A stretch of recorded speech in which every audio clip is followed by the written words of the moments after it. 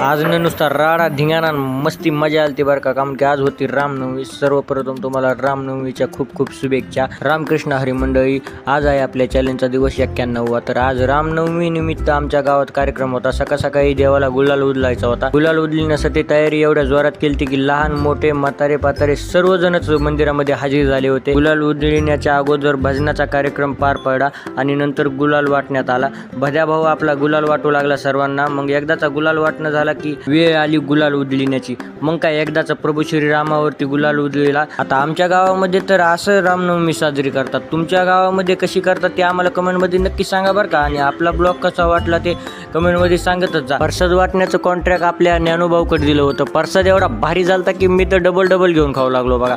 नंतर इकडं महिला मंडळनं पाळणा म्हणत होते. आमच्या गावचा सप्ताह जवळ आलता तर सप्त्याची मीटिंग बसलेली बघा. कार्यक्रम झाला की संचापारून जेवणाचाही कार्यक्रम आयोजन केलं होतं. नंबर 1 असं जेवण झालं की आता आली ती मजा मस्ती करण्याची वेळ. ती म्हणजे DJ लावलेला आणि प्रभू श्रीरामाच्या गाण्यावर नाचण्याची जी मजा आणि आनंद आहे ना ते वेगळाच आहे बघा.